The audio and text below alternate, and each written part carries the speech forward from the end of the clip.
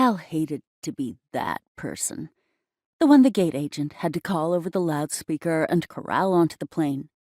But once she profusely apologized and showed the agent, then the flight attendants, the screenshots of Molly and Michael tangled in popcorn strings and tinsel, squaring off with dreidels for swords in front of the Christmas tree decked out in blue and white lights, all was forgiven. Besides, the plane door was still open, a member of the ground crew checking cockpit dials while the pilots ate their dinner. She wasn't the cause of the delay, but the other first-class passengers didn't seem to care about that reality. They all shot her nasty glares, which she returned with a flirty wave, making them frown harder. Except for the person in the last row of first class who muffled a laugh. The attractive, husky sound drew Al's attention, then her smile, as she eyed the redhead who apparently hadn't gotten away, and who was in the window seat next to the only vacant seat left in first class, Al's. She tucked her purse in the overhead bin and slid into her cushy seat next to CC's. "You think they'd let me back off the plane to buy a lottery ticket?" CC grinned. "That might be pushing it. When we land in New Orleans, then, because this," she gestured between them, "is some good luck." CC's throaty laugh continued to entice her, but Al had to hold that thought.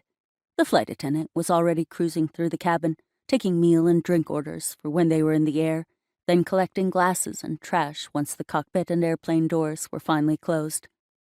"I thought you were headed to New York," CC said as the plane pushed back from the gate. "I'm from New York.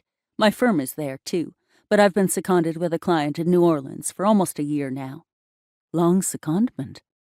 Longer than Al had anticipated, but her sabbatical from the city was doing her and her client good.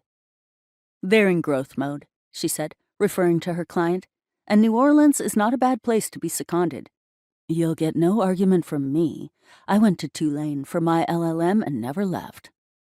They continued to chat through takeoff and over drinks and dinner, Cece's lovely blush reappearing on her cheeks and across her collarbones whenever Al paid her a compliment. Al wanted to see how much rosier she could make all that peaches and cream skin.